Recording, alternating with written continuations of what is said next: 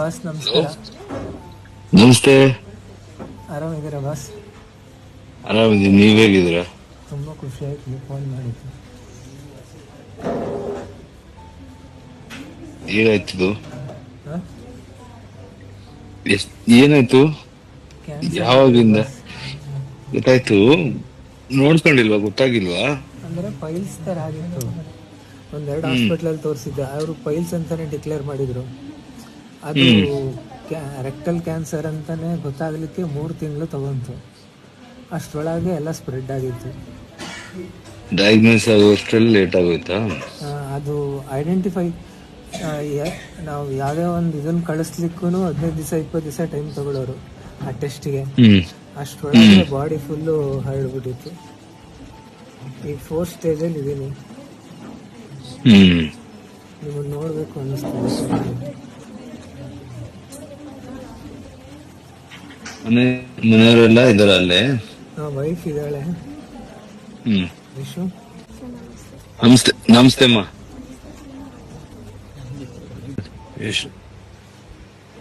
ಎಲ್ಲಿ ಶಿವಮೊಗ್ಗಲ್ಲ ಇದ್ದೀರಾ?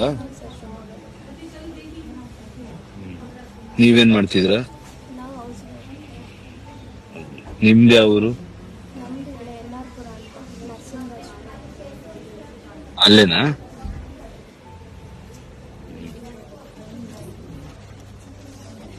ಏನಿಲ್ಲ, ದೇವರಿದ್ದಾನೆ, ನೋಡೋಣ ಸುಮ್ಮನೆ. ಹೇಳಿದ್ರು ನೀವು ಕೀಮೋ ಮಾಡ್ತಾ ಇದಾರೆ ಅಂತ. ನಮ್ರತ ಅಂತ ಅವರೇ ನೋಡ್ತಾ ಇದ್ದಾರೆ. ಅದು ನೀವು ಒಪ್ಪಿಟ್ಕೋಬೇಕು ಅಲ್ವಾ? ಎಲ್ಲಾನು ಈಗ ಯಾವ ಸ್ಟೇಜು ಏನು ಅದು ಅವ್ರ ಡಾಕ್ಟರ್ ಕೆಲಸ. ಬಟ್ ನಮ್ಗೆ ಮನುಷ್ಯನ ನಮ್ ಕರ್ತವ್ಯ ನಾವ್ ಮಾಡ್ಬೇಕು. ಒಪ್ಪಿಟ್ಕೊಂಡು ಏನ್ ಮಾಡ್ಬೇಕು ಅಂತ. ಈ ಸಲ ತುಂಬಾ ಹೋಪ್ ಇಟ್ಕೊಂಡಿದ್ವಿ, ಟಾಕ್ಸಿಕ್ ಏನೇನೋ ಮಾಡಬೇಕು ಅಂತ. ನಾನೇ ಅದೆಲ್ಲ ಬಿಡಿ, ನಾನು ಅದೆಲ್ಲ ಬಿಡಪ್ಪ. ಸಿನಿಮಾದೆಲ್ಲ ನೀವು ತಲೆ ಕೆಡ್ಸ್ಕೊಬಿಡಿ. ಅದ್ ಬರುತ್ತೆ ಹೋಗುತ್ತೆ ಲೈಫಲ್ಲಿ. ನಿಮ್ಗಳ ಲೈಫ್ ನೋಡ್ಬೇಕು ಯಾವಾಗ್ಲೂ. ನಾನು ಅದೇ ಹೇಳೋದು, ಹೆಲ್ತ್ ನೋಡ್ಕೋಬೇಕು. ಗೊತ್ತಾಗ್ಬಿಡಿ ಯಾರಿಗೂ ಏನು ಅಂತ ಹೇಳಕ್ಕಾಗಲ್ಲ ಅದು.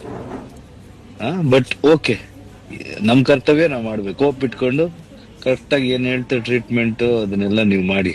ಇಲ್ಲ, ಅದು ಟ್ರೀಟ್ಮೆಂಟ್ ಎಲ್ಲ ತಗೋತಾ ಇದ್ದೀನಿ. ಆಪರೇಷನ್ ಕೂಡ ಆಗಿದೆ ಇಲ್ಲಿ ಹೊಟ್ಟೆಲಿ. ಈಗ 6-8 ಕೀಮೋ ಆದ್ಮೇಲೆ ಅದೇಗೇನು ಆಪರೇಷನ್ ಆಗಬೇಕು. ಹಾಗಾಗಿ HCG ತೋರಿಸಿದ್ವಿ. ಅದು ಮುಗಿಸ್ಕೊಂಡು ಇವಾಗ ನಂಜಪ್ಪ ಲೈಫ್ ಕೇರ್ ಅಲ್ಲಿ. ಮೇಲೂ ಇದೆಲ್ಲ ನಿಮ್ಗಳಿಗೆ ಪ್ರಾಸೆಸ್ ಆಗುವಷ್ಟರಲ್ಲಿ ಊರುಗಳಿಂದ ಬೆಂಗಳೂರಿಗೆ ಬಂದು ಇಷ್ಟ ಟೈಮ್ ಆಗ್ಬಿಡುತ್ತೆ. ಅಂದ್ರೆ ಯಾವುದೇ ರಿಪೋರ್ಟ್ ಆದ್ರೂ HCGಗೆ ಹೋಗ್ತಾ ಇತ್ತು. ಹಂಗಾಗಿ ನಾವು ಅಲ್ಲಿಗೆ ಹೋಗ್ಬಿಟ್ವಿ. ಅಂದ್ರೆ ರಿಪೋರ್ಟ್ ಬರೋದೇ 15 ದಿವಸ 20 ದಿವಸ ಆಗೋದು HCG. ಸೊ ಅದು ಟೈಮ್ ಆಗೋಷ್ಟೊತ್ತಿಗೆನೆ ಅದು ಹರಡ್ಬಿಡೋದು. ಹಂಗಾಗಿ HCGಗೆನೆ ಹೋಗೋಣ, ಅಲ್ಲಿ ಸ್ವಲ್ಪ ಕಾಸ್ಟ್ಲಿ ಇತ್ತು. ಹಂಗಾಗಿ ಮನೇಲಿ ಸೈಟ್ ಅವೆಲ್ಲ ಮಾರ್ಕೊಂಡು ಏನೋ ಒಂದು ಮಾಡಿದ್ರು ಅಣ್ಣ ಎಲ್ಲ. ಸೊ ಹೆಂಗೋ ನಡೀತು. ಮತ್ತೆ ಅಲ್ಲಿ ಯಾರು ಇರ್ಲಿಲ್ಲ, ಹಂಗಾಗಿ ಇಲ್ಲಿಗೆ ಕರ್ಕೊಂಡು ಬಂದ್ರು. ಎಷ್ಟು ಜನ ಮಕ್ಳು ನೀವು? ನಾವು 3 ಜನ ಗಂಡು ಮಕ್ಳು. ಅಪ್ಪ ಅಮ್ಮ? ಅಪ್ಪ ಇಲ್ಲ, ಅಮ್ಮ ಇದ್ದಾರೆ. ನಾನು ಇವತ್ತು ಗೊತ್ತಾಯ್ತು ನನಗೆ, ನಮ್ ರಾಕಿ ಹೇಳ್ದ.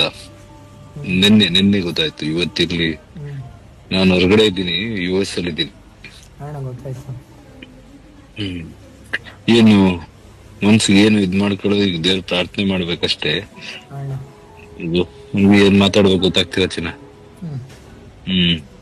ಓಕೆ, ನೀನು ಹೆಲ್ತ್ ನೋಡ್ಕೊಡಿ. ಹಂಗಾಗಿ ನಿಮ್ಮನ್ನ ನೋಡೋಣ ಅನ್ನಿಸ್ತು. ಆಯ್ತು, ನನ್ ನೋಡೋದಕ್ಕೂ 4th ಸ್ಟೇಜ್ಗೂ ಹಂಗೆಲ್ಲ ಯೋಚನೆ ಮಾಡಬಾರ್ದು. ಆಯ್ತು, ನಾನ್ ನೋಡ್ಬೇಕು, ನಾನ್ ಖುಷಿಯಾಗಿ ಮಾತಾಡ್ತಾ ಇದ್ದೀನಿ. ಒಪ್ಪಿಟ್ಕೋಬೇಕು ಲೈಫಲ್ಲಿ. ಓಕೆ, ನೋಡೋಣ, ಏನೇನೋ ಆಗುತ್ತೆ ಮಿರಾಕಲ್ಗಳು. ಇದಾಗುತ್ತೆ ಅಂತ ನಮ್ಗೆ ಗೊತ್ತಿತ್ತಾ? ಇಲ್ಲ ತಾನೆ. ಅದೇನೆ, ಒಂದೆರಡು ಹಾಸ್ಪಿಟ್ಲಲ್ಲಿ ಪೈಲ್ಸ್ ಅಂತಾನೆ ಡಿಕ್ಲೇರ್ ಆಯ್ತು. ಆಮೇಲೆ ಒಂದು ಹಾಸ್ಪಿಟ್ಲಲ್ಲಿ ಮಾತ್ರ ಅದು ಐಡೆಂಟಿಫೈ ಮಾಡೋದು ಇದು ಇದೆ ಅಂತ. ಆಮೇಲೆ ಅದು ಟೆಸ್ಟ್ಗಳು ಮಾಡಿಸೋಷ್ಟೊತ್ತಿಗೆ ಒಂದೊಂದು ಟೆಸ್ಟು 15 ದಿವಸ 20 ದಿವಸ ತಗೊಳ್ಳೋದು. ಮತ್ತು ಕ್ರಿಯೇಟಿನ್ ಜಾಸ್ತಿ ಆಗಿ 6 ಸ್ಟೆಂಟ್ ಆಯಿತು ಕಿಡ್ನಿದು. ಅಷ್ಟರೊಳಗೆ ಅದು ಹರಡ್ಬಿಟ್ಟಿತ್ತಾನೆ. ಈಗ ಅದೊಂದು ಗೊತ್ತಾಗುವಷ್ಟರಲ್ಲಿ ಮೇನ್ ಎಲ್ಲಾರು ಸ್ಕ್ಯಾನ್ಗಳು ಮಾಡ್ಕೊತಾ ಇರ್ಬೇಕನ್ಸುತ್ತೆ. ಈಗ ನಾವ್ ತಿನ್ನೋ ಊಟಗಳು ಏನ್ರಲ್ಲಿ ಏನೇನಿದೆ ಅನ್ನೋದೇ ಗೊತ್ತಾಗ್ತಾ ಇಲ್ಲ ಮನುಷ್ಯನ್ಗೆ. ಎಲ್ಲ ಫುಡ್ಡು ನೀರಿಂದ ಪ್ರಾಬ್ಲಮ್ ಅಣ್ಣ. ಹ್ಮ್ ಭಾರಿ ಕಾಮನ್ ಆಗ್ಬಿಟ್ಟಿದೆ ಈಗ. ಹ್ಮ್ ಏನೋ ಯಾವಾಗ್ಲೂ ಯಾರಿಗೋ ಒಂದ್ಸಲ ಬರುತ್ತೆ ಅನ್ನೋ ತರ ಅಲ್ಲ ಈಗ. ನೋಡ್ತಾ ಇದ್ರಿ ಎಷ್ಟು ಜನ ಗೊತ್ತಿರೋರಿಗೆ. ಮತ್ತೆ ಹೆರಿಡಿಟಿನೂ ಇತ್ತಣ್ಣ ಇದು. ಅದೇ ಈಗೆಲ್ಲ ಏನ್ ಮಾಡ್ತಾರೆ ಅಂದ್ರೆ ಯಾರಿಗಾದ್ರೂ ಒಬ್ಬರಿಗೆ ಫ್ಯಾಮಿಲಿ ಇತ್ತು ಅಂದ್ರೆ ಎಲ್ಲಾರು ಚೆಕ್ ಮಾಡಿ ಅಂತ ಹೇಳ್ತಾ ಇದಾರೆ ಈಗ ಎಲ್ಲಾರ್ಗು. ಆಗಾಗ ವರ್ಷಕ್ಕೊಂದ್ ಚೆಕಪ್ ಮಾಡಿಸ್ಕೋಬೇಕು ಅಂತ ಹೇಳ್ತಾ ಇದಾರೆ. ನೋಡೋಣ ದೇವ್ರದ. ಕೊಡ್ತಾರೆ 20 lakh ನಾವು ಖರ್ಚು ಮಾಡ್ಕೊಂಡಿದ್ವಿ ಸರ್ ಆಲ್ರೆಡಿ. ಯಾರಿಗೂ ಹೇಳಲಿಲ್ಲ ನಾವು ಹೊರಗಡೆ, ಯಾಕಂದ್ರೆ ಇರೋದನ್ನು ನಾವು ಬಳಸ್ಕೋಬೇಕು ಫಸ್ಟು, ಆಮೇಲೆ ಇದು ಮಾಡಬೇಕು ಅಂತ ಹೇಳಿ. ಅದೆಲ್ಲದು ಆದಮೇಲೆ ಸೋಷಿಯಲ್ ಮೀಡಿಯಾಗೆ ಒಂದು ಸ್ವಲ್ಪ ನಾವು ಬಿಟ್ವಿ ಸರ್.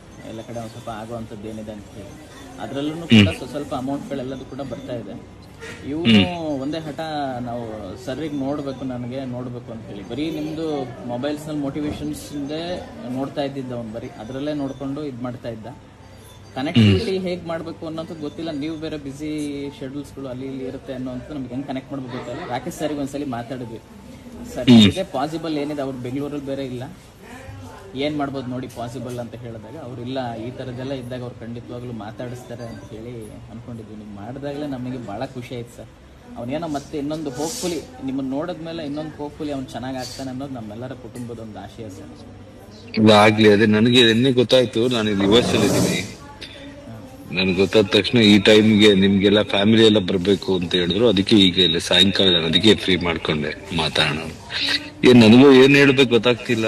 ಸುಮ್ನೆ ನನಗೂ ಅಂದ್ರೆ ಇದೊಂಥರ ಏನಷ್ಟೇ ಇದ್ರೆ ಸಾಕು ಸರ್, ನಮ್ಗೆ ಅದೇ ಧೈರ್ಯ.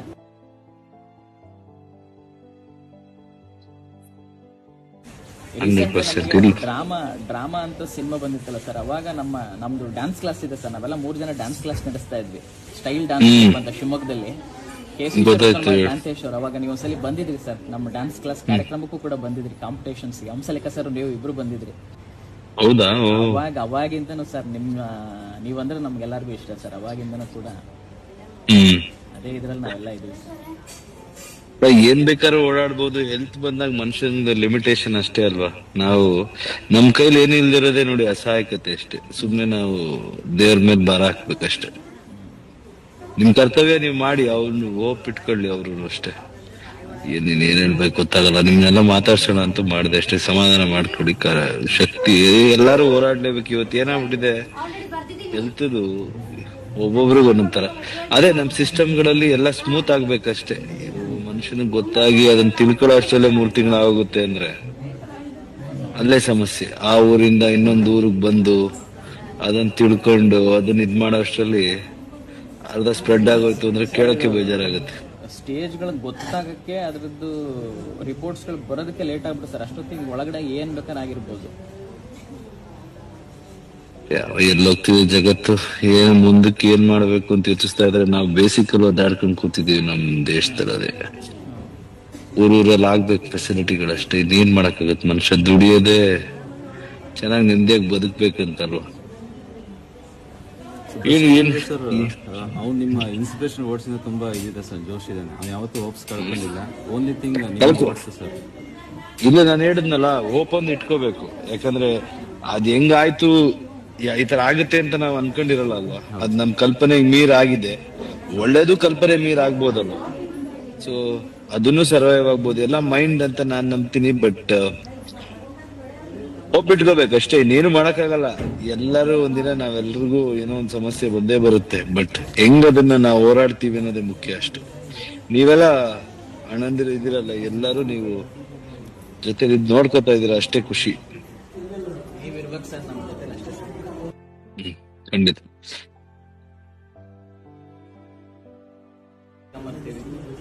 ಕರ್ಕೊಂಬನ್ನಿ. ನೀವು ರೆಡಿ ಮಾಡಿ ಕರ್ಕೊಂಬರ್ಬೇಕು. ಓಕೆ, ನಾ ಇರ್ತೀನಿ. ರಾಖಿಗೆ ಹೇಳಿದಿರಲ್ಲ, ಗೊತ್ತಾಯ್ತಾ? ನಮ್ಮ ಹುಡುಗರು ಯಾರಿಗಾದ್ರು ಗೊತ್ತಾದ್ರೆ ನನಗೆ ಗೊತ್ತಾಗುತ್ತೆ. ನಾನು ಹೊರಗಡೆ ಇದ್ನಲ್ಲ, ನಿನ್ನೆ ಗೊತ್ತಾಯ್ತು. ನಾನು ಅದಕ್ಕೆ ತಕ್ಷಣ ಮಾತಾಡಿದೆ. ಒಳ್ಳೇದಾಗ್ಲಿ. ನೀವೆಲ್ಲ ಕಲೆಯದ್ದು ಡ್ಯಾನ್ಸರ್ಸ್ ಕುಟುಂಬ ಮಾಡ್ತಾ ಇದ್ದೀರಾ, ಮಾಡಿ. ದೇವ್ರು ನಿಮ್ಗೆ ಆಶೀರ್ವಾದ ಮಾಡ್ತಾನೆ. ಒಳ್ಳೇದಾಗತ್ತೆ. ಅದು ಇನ್ಸ್ಪಿರೇಷನ್ ಅಣ್ಣ. ಎಲ್ಲಾರ್ಗು ಈಗ ಇದ್ದೇ ಇರುತ್ತೆ. ಕೀಮೋ ಮಾಡ್ಬೇಕಾದ್ರೆ ನೀವು ನಿಮ್ ಹೋಪ್ ನೀವು ಬಿಡಬಾರ್ದು. ಆಲ್ರೆಡಿ ಕೀಮೋದಲ್ಲೇ ಇದೀನಿ ಅಣ್ಣ. ಆಯ್ತು, ನಿಮ್ ಹೋಪ್ ನೀವ್ ಇಟ್ಕೋಬೇಕು. ಬಾಡಿ ರೆಸ್ಪಾಂಡ್ ಮಾಡ್ಬೇಕಂದ್ರೆ ಮನ್ಸಲ್ಲಿ ಅದ್ ಇರ್ಬೇಕು, ಉತ್ಸಾಹ ಇರ್ಬೇಕು. ಆಯ್ತಾ? ನೀವೇ ಇನ್ಸ್ಪಿರೇಷನ್ ಅಣ್ಣ ನನಗೆ. ಒಳ್ಳೇದಾಗ್ಲಿ. ಏನಿಲ್ಲ, ಆರಾಮಾಗತ್ತೆಲ್ಲ. ರಿಕವರ್ ಆಗೋದಕ್ಕೆ ಏನ್ ಮಾಡ್ಬೇಕು, ಮೆಂಟಲಿ ನಮ್ ಕೆಲ್ಸ ನಾವ್ ಮಾಡ್ಬೇಕು. ಓಕೆನಾ? ಮೇನ್ ವಿಲ್ ಪವರ್ ಅಣ್ಣ. Will power. ಬಾಡಿ ಎಲ್ಲ ಮನ್ಸು ಹೇಳ್ದಂಗೆ ದೇಹ ಕೇಳೋದು. ಆಯ್ತಾ? ಓಕೆ, ಬಾಯ್.